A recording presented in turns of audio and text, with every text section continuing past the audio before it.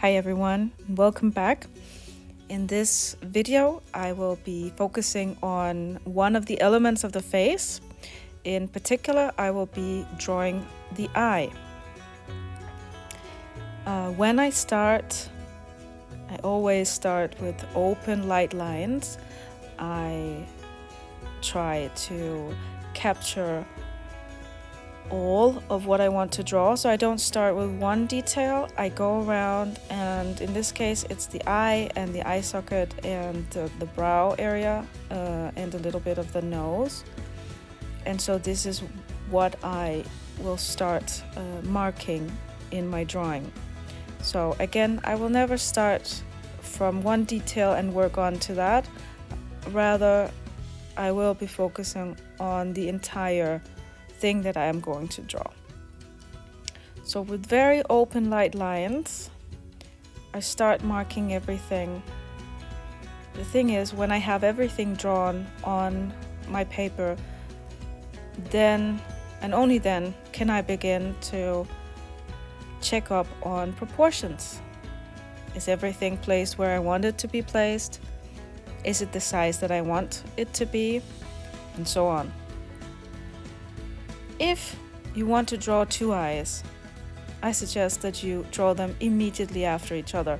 So that means you're not finishing one eye and then you go on to drawing the other. You mark them in the same way as I'm marking the eye here. You mark both of them. So you're drawing the eyes actually together. So in the beginning, I will just be doing this. Notice that I use very straight lines for drawing with. You can definitely use more curved lines if you feel like it, but I keep them open, and that means it's not strong, dark, sharp outlines that I use, because if I use those kind of lines, I will immediately flatten everything out. The eye is a volumetric shape. It's a sphere covered by eyelids.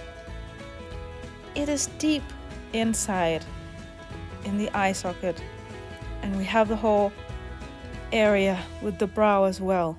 There are lots of different planes, and so if I only draw with strong outline and color in afterwards, the chances are that the eye will be very flat.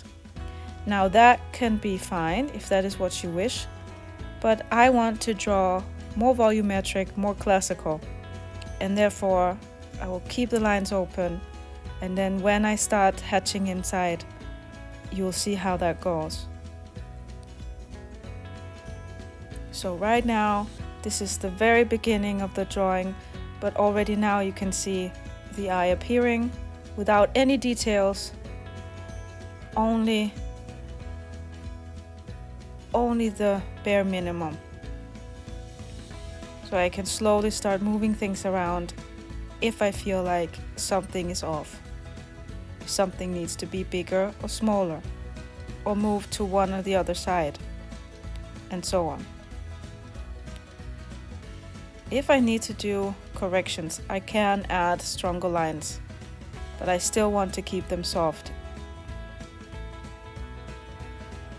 It's very important that you do not go directly to drawing small details. Understand that details are important, but that they will always belong to a plane that is bigger, to a bigger connection. And so if we treat every single detail individually, without knowing about the bigger connections, the drawing itself can fall apart. So now with this time lapse, you can see how I finish this short drawing.